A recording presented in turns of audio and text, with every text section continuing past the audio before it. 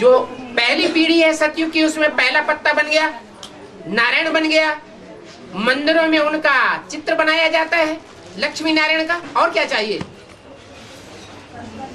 बाबा ने बताया कि तो ब्रह्मा ने सफलता नहीं पाई। ब्रह्मा दादा लेखराज शरीरधारी ने सफलता नहीं पाई। हाँ, शरीर से। लेकिन जो सूक्ष्म शरीरधारी से आत्मा पुरुषार्थ कर रही है, उससे तो सफलता पाई ना। सूक्ष्म शरीर को महत्व नहीं देंगे। और बाबा दादी शरीर छोड़ जाएगी तो ब्रह्मा बाबा फिर किसी और दादा के दरबार में। उनको सरदर्द क्यों हो रहा है?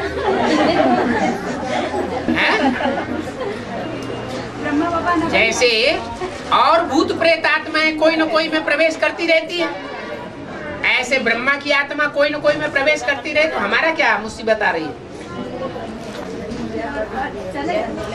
चलेगा ब्रह्मा बाबा 2018। जब तक सूर्य उदय नहीं होता है, सूर्य की प्रत्यक्षता नहीं होती है, तब तक चंद्रमा कैसे अस्त हो जाए? होना चाहिए। एक तरफ पूर्णमासी के दिन चंद्रमा अस्त होता है और दूसरी तरफ सूर्य उदय होता है। अभी सूर्य भी उदय हो नहीं पाया, या हम कहें कि ज्ञान सूर्य को हमने संसार में प्रत्यक्ष कर नहीं पाया, और हम सोच रहे हैं ये चंद्रमा क्यों आ रहा है। बाबा अव्यक्तवाणियां चलती रहेगी ना 2000। सरदर्द क्यों हो रहा है? बाबा हाँ, जो अष्टदेव होंगे ना, वो अंतिम जन्म में के ब्राह्मण परिवार में रहेंगे। हाँ, उनका अंतिम जन्म है ना अष्टदेवों का। हाँ, मूर्ति है हाँ, ब्राह्मण परिवार से जो बाबा ने रख लिया। हाँ। जो अष्टदेव होंगे तो उनका भी अंतिम जन्म ब्राह्मण परिवार में होगा। तो ये कोई बात नहीं, वो तो 3 श्रेणियां बता दी सृष्टि की। एक ब्रह्म समाजी, एक शैव और एक वैष्णव संप्रदाय। ये भारतीय 3 प्रकार के समाज बता दिए, जिनका फाउंडेशन 3 देवताओं के द्वारा पड़ता है।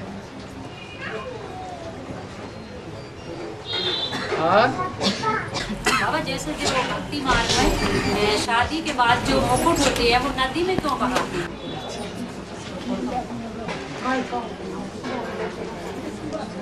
यहाँ घड़े में डाल के ले जाती हैं माताएं, भादों के महीने में ले जाती हैं।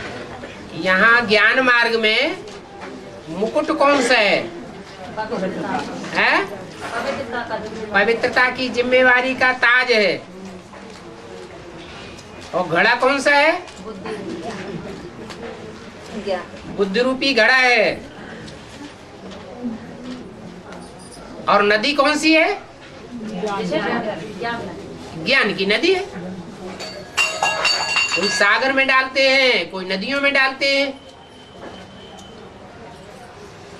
तो ये पवित्रता की जिम्मेवारी का ताज कब तक धारण करेंगे?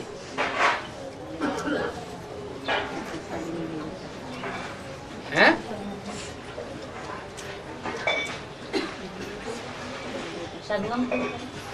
संगम पे शादी कब होती है मुख्य पाठधारियों की? वो टाइम कौन सा है? हाँ, सारा संगम चलेगा क्या? नहीं, अभी की बात है। वो कब तक की बात है?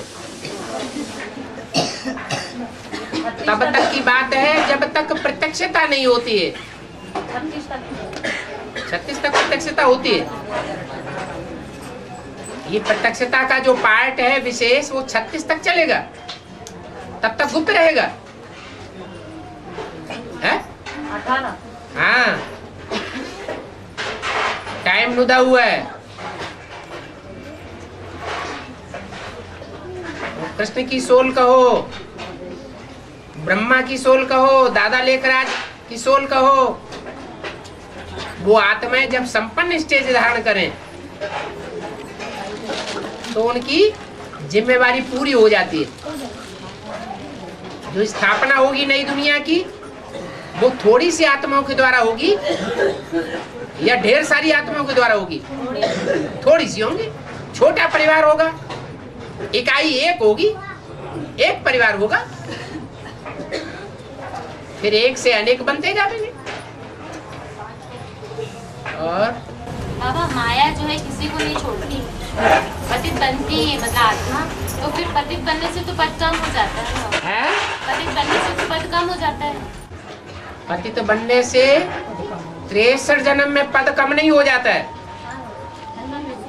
संगम युग में पतित बनने से पद कम हो जाता है। आप क्या कहना चाहते हैं? माया तो किसी को नहीं छोड़ती, किसी को नहीं छोड़ती है। तो फिर बाबा जो पद स्थापित होते हैं वो किस आधार पे है? किस आधार पे? पावन बनने के आधार पर। अरे बोलो तो, खुल के बोलो, धड़ाके से। इंसाफ का मंदिर है ये, भगवान का घर है। बाबा ने कहा है और कोई जन्म नहीं मिलेगा जहाँ बड़ी सभा में प्रश्नों का जवाब मिलता हो। हाँ, क्या कहा बाबा ने? तप कर राज राज करना। ठीक है। दोनों आत्मा में से कौन है? हैं? तप कर राज राज करना। हाँ, एक ही आत्मा तपस्या करती है, एक ही आत्मा तपस्या करके राजपद लेती है। जितनी तपस्या करने वाली आत्मा होगी उतना ऊंचा राजपद लेने वाली होगी। जितना ऊंचा राजा बनेगा उतना देह अहंकार आएगा। जितना ज्यादा देह अहंकार आएगा, मैं बड़ा राजा हूँ, सम्राट बनेगा तो बहुत अहंकार आएगा। जैसे मुसलमान राजाएं हुए भारत में, बड़े बड़े सम्राट, इतना अहंकार आया उन्होंने अपनी लड़कियों की शादी नहीं की। अब लड़कियों के अंदर जो हाय उपजेगी वो किसके सर चढ़ेगी? हैं? उन्हीं राजाओं के सर चढ़ेगी। तो तप कर राज और राज कर नरक में गिरते हैं। की वाणी में ऐसे वार्तालाप में बोला है कि जो तपस्या करेंगे माउंट टाउन में जाकर फिर इनका राज आएगा तो फिर यहाँ सेवा करने के लिए आएंगे, ऐसा हुआ? तपस्या करेंगे, तपस्या के टाइम पर कोई संग के रंग में थोड़ा बहुत आवेंगे या नहीं आवेंगे? तो नीचे गिरेंगे नहीं गिरना चाहिए, गिरना चाहिए। दोबारा तपस्या माने दोबारा सेवा करने के लिए जाना पड़ेगा, फिर आना पड़ेगा। जाओ संग के रंग में। दुनिया का ही संग का रंग अच्छा लगता है। जाओ, जूझो, अनुभव लो, एक्सपीरियंस ले लो। और बाबा कई जगह झाड़ू को पूजा जाता है, पूजा की जाती है, उसको पैर भी टच करते हैं, पैर भी नहीं छुलाते उसको, झाड़ू को पैर भी नहीं छुलाते, उसकी पूजा की जाती है। हाँ। खास दीपावली पर बाबा। हाँ जी। तो इसका संगम युग में क्या है आचार? माने झाड़ू अच्छा काम नहीं करता है क्या? अच्छा काम करता है। सारे कीड़े मकोड़ों को परिवार के अंदर से बाहर भगा देता है। और 8 के भांतियों के परिवार की स्थापना हो जाती है। तो जितने भी कीड़े मकोड़े थे 8 के अलावा दुखदाई, उनकी सब की सफाई हो गई और पवित्र परिवार की स्थापना हो गई। ये झाड़ू का कमाल नहीं है। कमाल करने वाले की पूजा नहीं होनी चाहिए।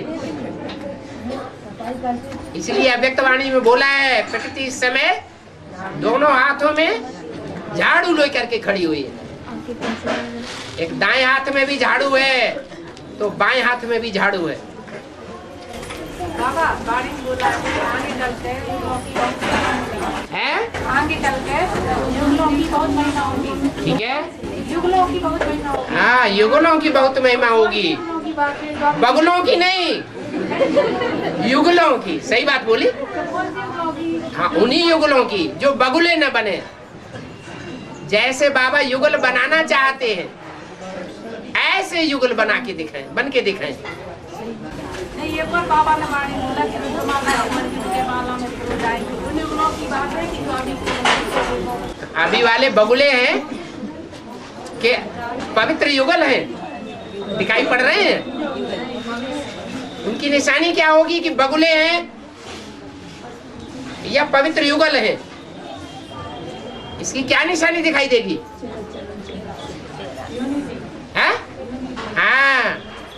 जो भी गीता पाठशाला चलाने वाले युगल हैं, अगर उनकी यूनिटी बढ़ती हुई दिखाई दे रही है, संगठन अच्छा है, एक भाषा है, एक धर्म है, एक राज्य का दिखाई देता है, जो एक कहता है वो सबके मुख से एक ही आवाज निकलती है, तो गीता पाठशाला यूनिटी वाली है, प्योरिटी वाली है या डिसयूनिटी है? क्या कहें? बोलो हाँ ना तो करो। हाँ? बाबा कोई गलत है और हमें लाते जाएंगे। एक बार प्योर बाप नहीं गलत बात कहे क्या? कोई यहाँ तो हाँ। जैसे गलत कहे गया ऐसे नहीं रास्ता चलना है, तो वो बात गलत जो है। प्योरिटी, जहाँ प्योरिटी होगी वहाँ सच्चाई होगी या झूठापन होगा? सच्चाई होगी। ये तो संशय नहीं करना चाहिए प्योरिटी की बात पर। जहाँ प्योरिटी होगी वहाँ सच्चाई जरूर होगी।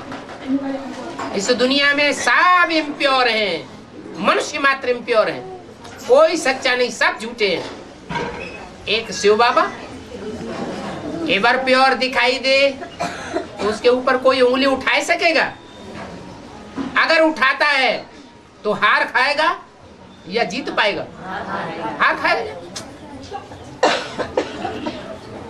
और बाबा भक्ति मार्ग में हनुमान जी को जो चोला चढ़ाते हैं, तो मंगल और शनिवार दिन ही क्यों रखा उसमें क्या मार्ग है?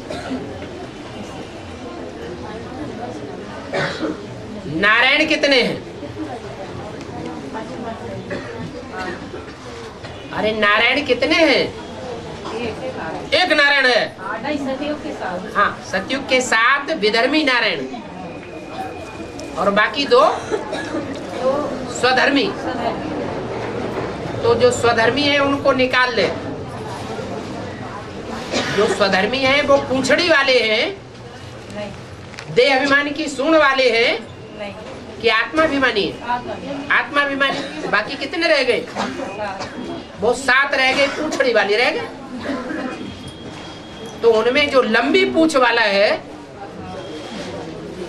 उसको हनुमान के रूप में दिखाया है। देवताओं की पूजा होती है द्वापर युग से, और पूंछड़ी और सूंड वालों की पूजा कब से होती है? सतयुग से होती है पूजा, कलयुग के शुरुआत से। तो ये पाप फैलाने वाली आत्माएं हैं। जो मनुष्य भगवान के रूप में नहीं है, मानवीय भगवान के रूप में नहीं दिखाई जाती, जानवरियत का अवतार दिखाई गई, तो उनके वार ऐसे ही दिखाए जाएंगे। ये अव्वल नंबर वार होंगे। जो अव्वल नंबर में जो वार गिना जाता है वो कौन सा है? नहीं, जब हम गिनती शुरू करते हैं तो पहला कौन सा है? हाँ, हिंदुओं में है सोमवार और क्रिश्चियंस में है रविवार। क्या? रविवार। तो वो है ज्ञान सूर्य और वो है सोम माने चंद्रमा। तो चंद्रमा के बाद किसका नंबर आता है? वो कौन है? वो मंगल है। इसलिए नंबरवार वो 9 रत्न दिखाए जाते हैं, एक जैसे नहीं है। और हिरण्यकश्यप और प्रहलाद और होलिका, बाबा उनको पहचानने के लिए क्या पॉइंट है बाबा? है? क्या पॉइंट है हिरण्यकश्यप, प्रहलाद और होलिका के बारे? होलिका कौन है? जो विकारों की होली जलाने वाली है। उस विकारों की होली में ये मान्यता है जो भी बैठेगा वो जल जाएगा। यही मान्यता थी ना। लेकिन उस होलिका की गोदी में प्रहलाद बैठा, होलिका जल गई और प्रहलाद बच गया। उसका नाम रखा गया प्रहलाद। आह्लाद माने खुशी, प्रमाणे प्रकष्ट रूपेण, जिन्होंने प्रकष्ट रूप से खुशी दी संसार को।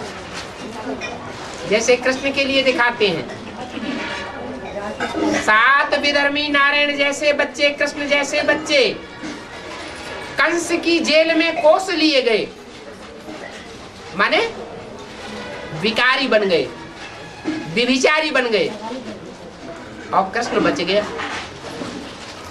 जेल में जाते हुए भी क्या हुआ, जेल में पैदा होते हुए भी रिजल्ट क्या हुआ, बच गया। ऐसे ही प्रहलाद की बात दिखाई।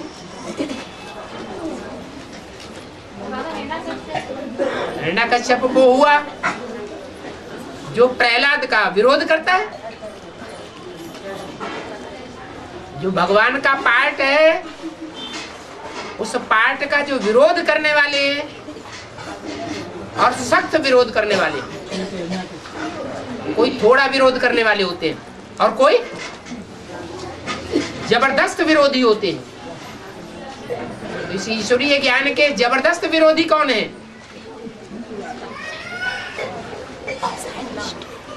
हैं? सन्यासी, जो अपन को शिवो हम कह के बैठते हैं।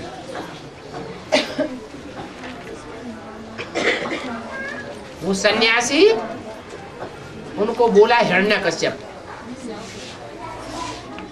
भारत की जो अच्छी अच्छी सोने जैसी पार्ट बजाने वाली आत्माएं हैं, उनको अपना भगत बना के बैठते हैं।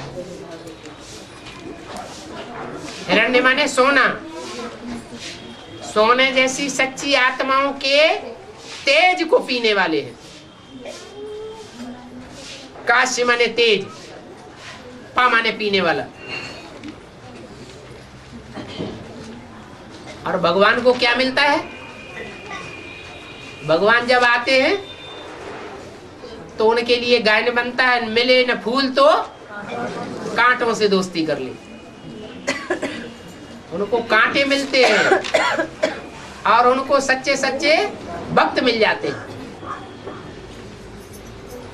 और हिरण्यकश्यप कहे या कंसी जरासंधी एक ही बात है। हिरण्यकश्यप कहे या कंसी जरासंधी उनका ही पार्ट है। जो भी नाम है वो किस समय के नाम है? संगम। हिरण्यकश्यप की कथा सतयुग में दिखा दी, कंस की कथा द्वापर की दिखा दी, रावण की कथा त्रेता में दिखा दी, लेकिन वास्तव में है कहाँ की कथाएं? संगम की बातें हैं। नाम अलग अलग देती है, काम तो वही आसुरी दिखाए हैं।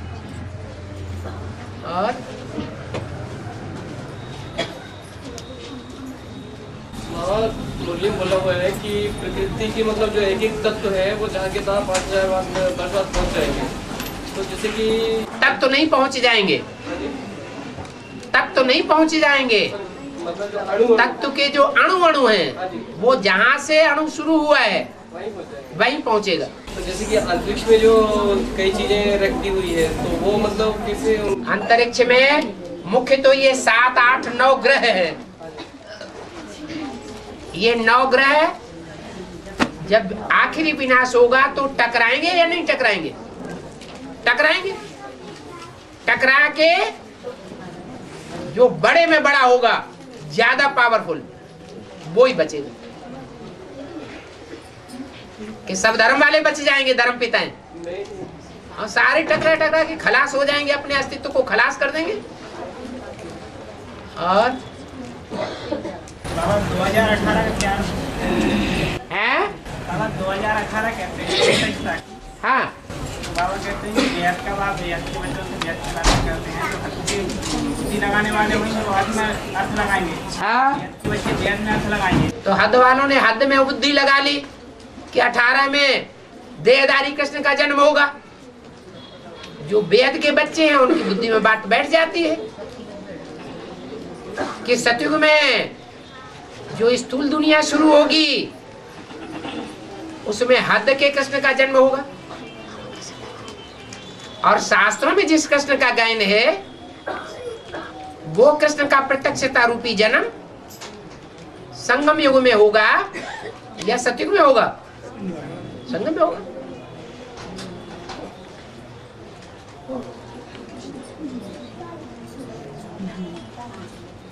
बाबा जैसे साधु संत रहते हैं जिनकी मतलब मंदिर या कुछ बनाए रहते हैं, तो उनके मरने के बाद भी मतलब जो भक्ति लोग रहते हैं उनकी पूजा करते हैं, कुछ भी करते हैं, तो उनकी इच्छाएं पूर्ति कैसे होती है?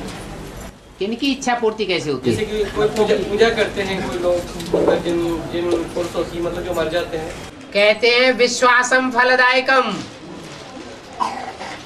जिसका जहाँ विश्वास श्रद्धा बैठी हुई है, सात्विक श्रद्धा है, तो वो फलीभूत हो जाती है। बाकी ऐसे नहीं है कि उन साधु संत महात्माओं ने उनकी इच्छा पूर्ति कर दी, नहीं, उनके अपने पूर्व जन्मों का हिसाब किताब है, वो उजागर हुआ इसलिए उनकी इच्छा पूर्ति हो जाती है। ऐसे नहीं होता कि कर्म कोई और करे और फल कोई और दे दे। अपने अपने किए हुए कर्मों के आधार पर ही कर्मों का फल मिलता है, कोई दूसरा किसी को फल नहीं दे सकता। ये सिर्फ कहा जाता है, इसको वरदान मिल गया, इसको अभिशाप मिल गया, इसको आशीष दे दी, आशीर्वाद मिल गया, तब बच्चा पैदा हुआ, पुत्रवान भव, आयुष्मान भव। ये अपने पूर्व जन्मों का हिसाब किताब है या उसके कह देने से हुआ है? पूर्व जन्मों का हिसाब किताब होता है। और बाबा जब कालिका देवी विनाश करती है, शंकर लोग उनको रोकते हैं। कालिका देवी विनाश करती है, शंकर जी उनको रोकते हैं, ऐसा क्यों? कालिका जी को विनाश करती है, हाँ, तो उनको रोकते क्यों है शंकर जी? शंकर जी कहाँ रोकते, वो तो बेचारे पड़ जाते हैं, आराम से करो विनाश। और उल्टा बोल रहे हैं, क्यों पड़ जाते हैं? ताकि वो विनाश करती जाए, हमारा काम जल्दी से पूरा करे। गायन तो शंकर जी का होगा, विनाश किसके द्वारा? शंकर द्वारा विनाश। ये थोड़ा ही कोई कहता है, लेकिन शंकर जी तो विनाश करते ही नहीं। इसीलिए तो शंकर जी ने कहा किया विनाश। महाकाली विनाश करती है, वो आराम से चुपचाप लेट जाते हैं, करो तुम आगे बढ़ो। अरे हमारा काम कर रही है, नाम हमारा कर रही है, तो हमको क्या मुसीबत आ रही है? हम क्यों विरोध करें? शंकर जी की तो बल्ला ही बल्ला हो जाती है। और बाबा काली कैसे विनाश करेगी? मतलब आधार क्या है विनाश का? इम्प्योरिटी से होता है विनाश, विचार से होता है विनाश, और पवित्रता से होती है स्थापना। लक्ष्मी आती है तो स्थापना करती है, और माँ काली के द्वारा होता है विनाश। इसलिए दो देवियां गाई हुई है, एक है मांसाहारी और दूसरी शाकाहारी।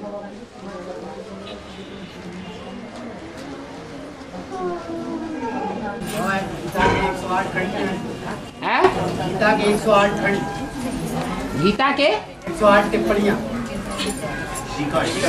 जो होती है गीता की 108 टीकाएं, 108 व्याख्याएं। हाँ बोलो, क्यों है? अरे ज्ञानी तो आत्माएं कितनी है रुद्रमाला में? तो जितनी ज्ञानी तो आत्मा है वो अपना अपना ज्ञान नहीं बघारेंगे, बघारेंगे कि नहीं है? जो ज्ञानी तो आत्मा है सब एक जैसी ज्ञानी है या नंबरवार है? नंबरवार है। तो जैसे जैसे ज्ञानी है वैसा वैसा अपना ज्ञान बघारते हैं। और बोला है कि वाणी पर भी आधार नहीं रखना चाहिए, विचार सागर मंथन को करना है। तो वाणी पर आधार रख के कौन बैठ गए? वो बेसिक वाले ब्रह्मा कुमार कुमारी। रोज पढ़ना है, रोज सुनना है, रोज सुनाना है, बस। मंथन कुछ भी नहीं करना है? मंथन करके सार नहीं निकालना। यही तो अब इसमें तो बंदर बुद्धि हो गई, हर बात में बेहद में बेहद। और बाबा एक्यूरेट याद कौन सी कही जाएगी? मतलब जो हमेशा रहे वो सबसे अच्छी हो। एक्यूरेट याद बता तो दी। साकार में निराकार को याद करना। वो निराकार किस साकार में प्रवेश करता है, ये निश्चयात्मक बुद्धि के द्वारा पहचान लेना, जान लेना। जान माने ज्ञान, जानना माने क्या है? जानना माने ज्ञान। क्या जानना? कि वो निराकार ज्योति बिंदु जो सब आत्माओं का बाप है, वो कौन से मुकर्रर रथ में पार्ट बजा रहा है? कौन वो साकार है? कौन हीरो पार्टधारी है जिसमें वो जीरो मुकर्रर रूप से पार्ट बजाता है? जब ये जान लिया पक्का पक्का, तो पुरुषार्थ अच्छा होगा या खराब होगा? है? अच्छा ही होगा। निश्चय बुद्धि होकर के पुरुषार्थ किया,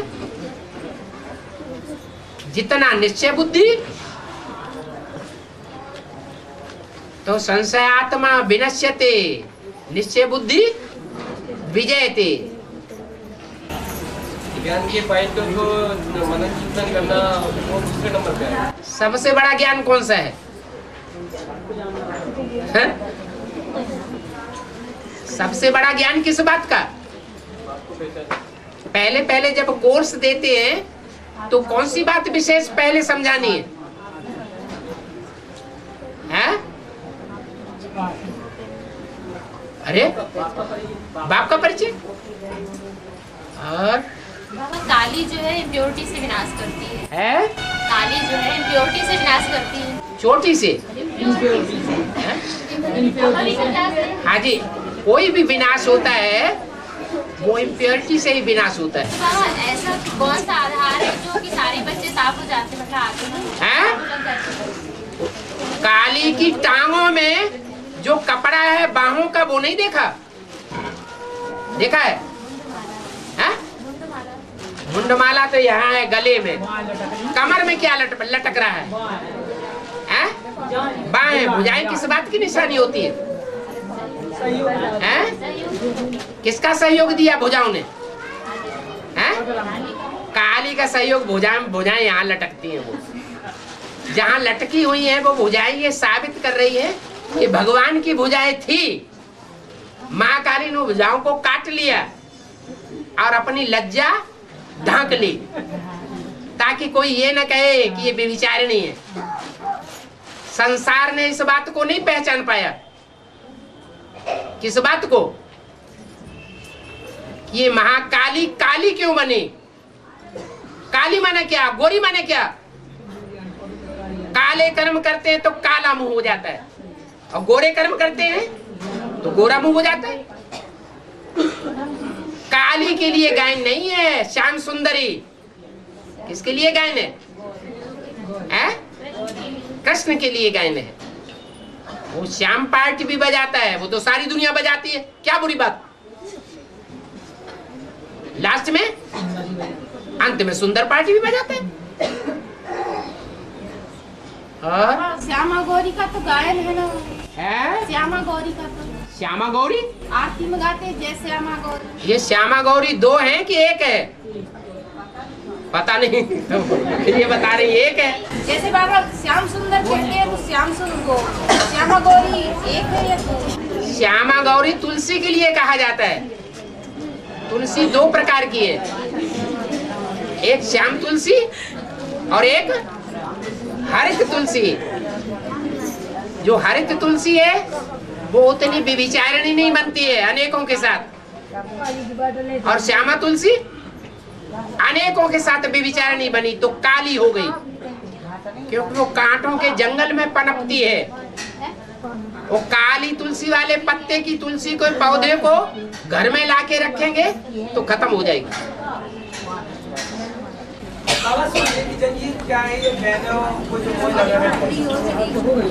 अब दोबारा वो पढ़ लेना, कैसेट छप के आए तो पढ़ लेना। और चलो अब उठा पटक होने लगी।